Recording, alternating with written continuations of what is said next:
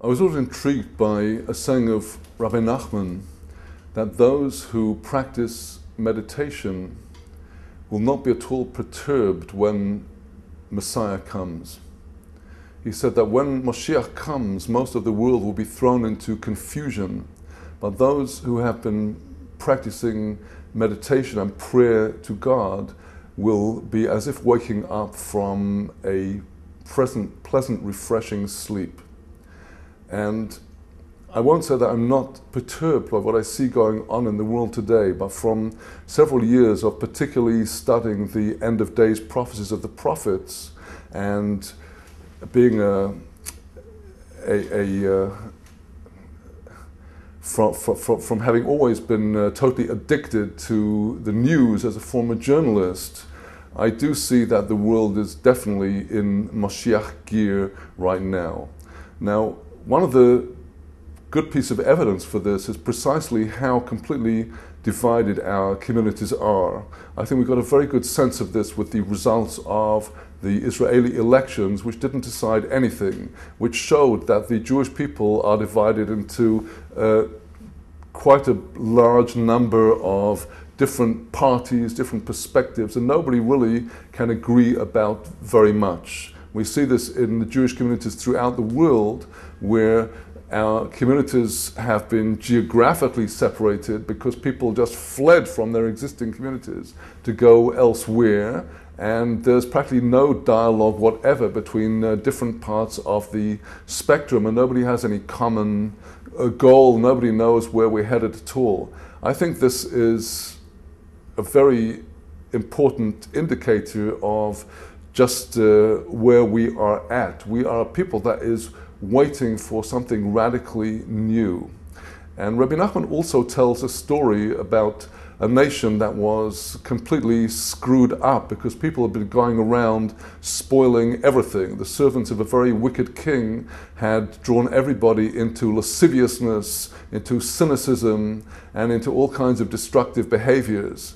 And suddenly there's a guy going around who's calling himself the gardener of the lost garden that used to be the mainstay of the kingdom, where everything looked beautiful, where everything had beautiful scents, where everything had beautiful tastes.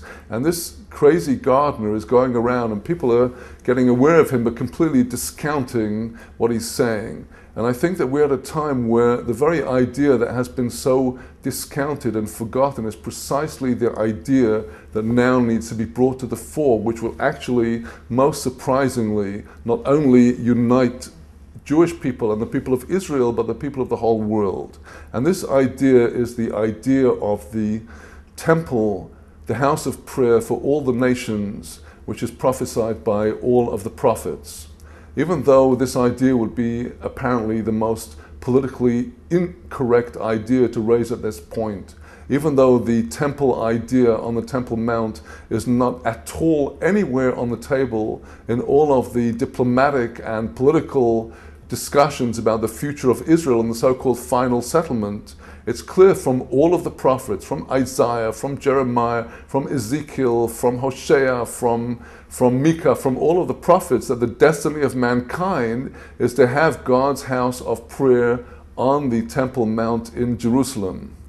Now, this is not just a building. The idea of a building that has in people's minds to perhaps replace some other building, that's not what it's about.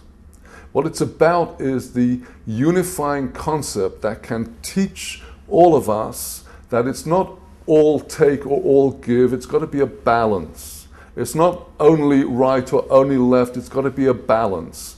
And this is what the temple idea is about. And what I would like to see over the coming 28 years is education of Jewish children and Gentile children about an idea that is more ancient than Christianity, more ancient than Islam. It is embedded in all of the prophets of Israel who lived thousands and thousands of years, that at the end of time, all mankind will join together to serve God, and that the symbol of this service of God will be a house of prayer in Jerusalem.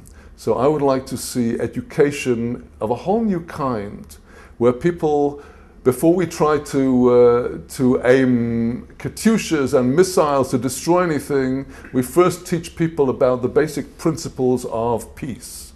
The basic principle of peace is that you cannot defeat your enemy and make peace with him. You have to have win-win. You have to have both sides getting good out of this. And this is what the temple will bring to all of us. It will bring the ability to unify not through our own arrangements, but through God's arrangements, through God's laws and God's principles. So my hope and my dream for the coming 28 years is to spread the education which will make the Jewish people and children all over the world, the new generation, aware of God's unifying concept of balance, of harmony, of giving and taking, taking and giving, of people unifying together in relationships that are constructive and not destructive.